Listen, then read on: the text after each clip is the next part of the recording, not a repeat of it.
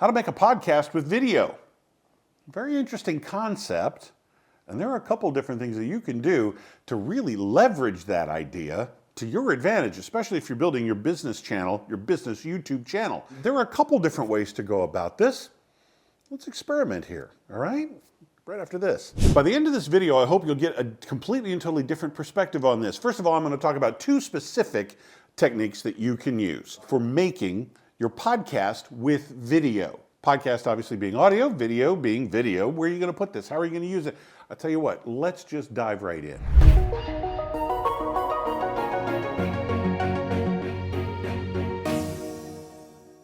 Whenever I think of making a podcast with video, two options come to mind. The first one is you're actually filming your episode. If you haven't filmed the episode yet, if you haven't recorded the episode yet, that would be the smart thing to do. In fact, that's our main philosophy around here, is to do everything in video. Start in video, because then you've got everything recorded. You've got video, you've got audio, anything you could possibly need for, say, a podcast or shorts or any type of ancillary material, promotional material to help promote your channel, your business, your YouTube channel, your podcast, anything that you would need has been recorded, and you just need to pick and choose what you want to use for those promotional pieces. Now, set up the camera and just do your normal podcast episode.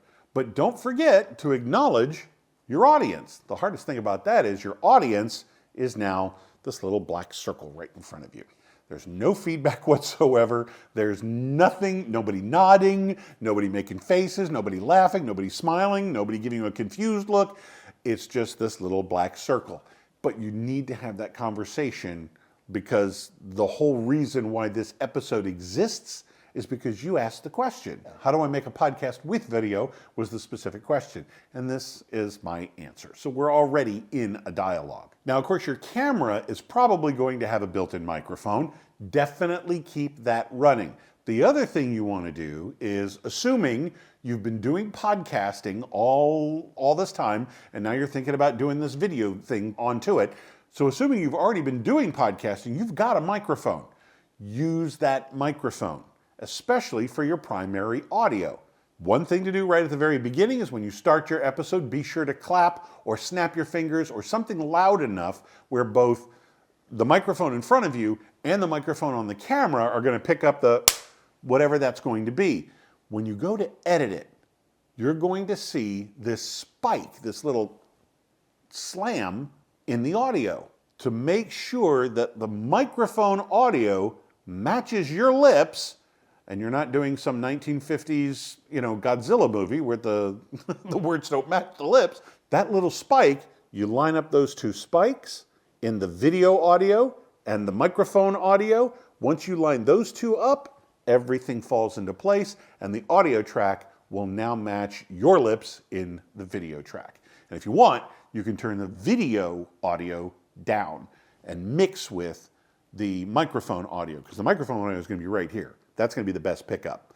The microphone in the camera may or may not be that good. Either way, you've got something as a backup. Either the camera is a backup to the mic, or the mic is a backup to the camera. You've got two sources of audio.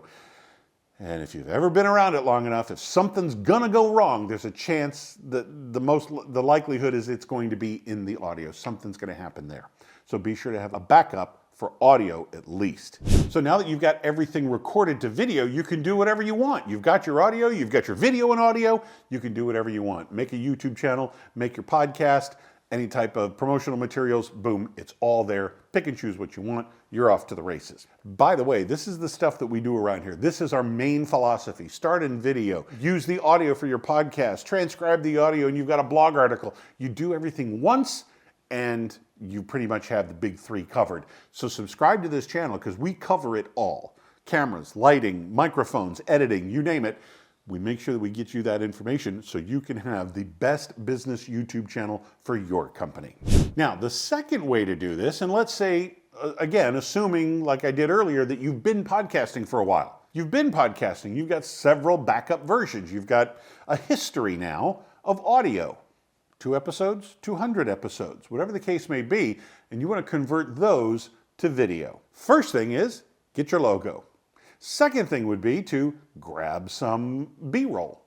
And the third thing would be to grab some pictures, some still pictures, some graphs, some charts, some whatever it is that you're talking about, images that go with the subject of that particular episode. Open up your video editing software, dump all of these things into the media pool, get your podcast laid out, and then just add the video to the appropriate section in the audio timeline.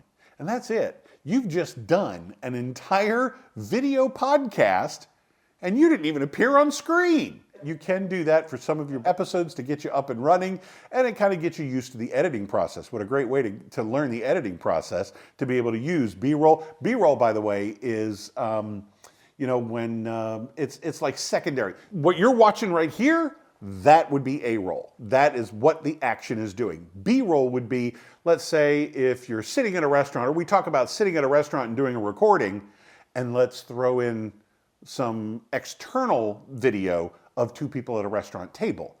That would be B-roll. So all that secondary stuff that just enhances or reinforces what's actually being talked about or being said in your podcast, that would be B-roll. Whereas graphics and pictures, they're graphics and pictures, B-roll is actually video. So with doing kind of the smart way around this, you could drop a whole bunch of that stuff in there, stretch it out, make it cover a certain amount of time on your audio.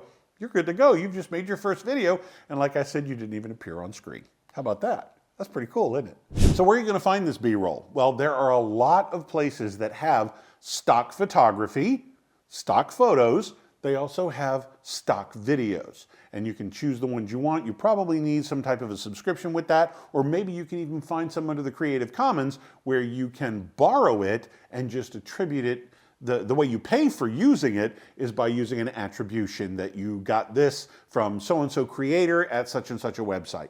Now, do not go around just picking up chunks of video willy-nilly off the internet. Don't do that. That would be a really big negative. There are places specifically for that, like Pixabay and Creative Commons and stuff like that, that have video specifically for that purpose. Video that's been not loaned to them, but it's been curated by them. They have the permission, and the creator told them, yes, make this available just as long as they mention my name. That's the attribution.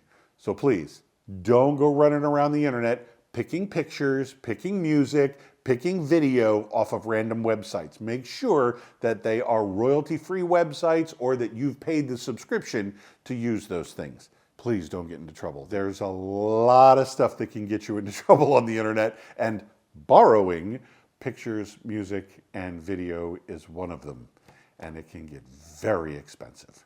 Let me give you a quick example. Thunderstruck by AC/DC. Still the #1 most expensive song to use in a movie. $250,000. A pop. Easily. And if you didn't pay it up front, they'll ask you to pay it afterwards. So please, don't go picking music, don't go picking pictures, don't go picking video, unless you can do it with an attribution or if you have to pay for it. Make sure you keep yourself out of harm's way, let's just say, before any of this stuff comes down on you. It's copyright laws, it's a whole bunch of massive stuff. Believe me, I deal with this almost every day. There are so many times in radio production when somebody will be like, oh, can we use so-and-so's song for this? No, you cannot. Can we just use 7 seconds of that song? Isn't there a 7-second rule? No, there is no 7-second rule. I don't know who came up with that, but that person is probably in jail by now for trying to push it. So there is no 7-second rule. If you want to use commercial music, you have to pay for it. Unless it's Creative Commons and you can get away with an attribution. But don't go running around trying to pick up like Steely Dan or AC/DC or anything like that. There's no way you're going to get away with it. Please be careful. So to help kick off your brand new podcast on video career, I have a free guide for you. It is a free guide that covers a whole bunch of free video editing software. Whatever platform you're using, whether it's Windows or Apple or even Linux, we've got a list of these that you can dive into, poke around with, play with, download, install, and start having some fun with on your computer. Go to the description down below and you'll see the link there, the free guide to free video editing software. Get your copy right now and get up and running. I'm Nic Natarella with AdWise Creative. Thank you for watching.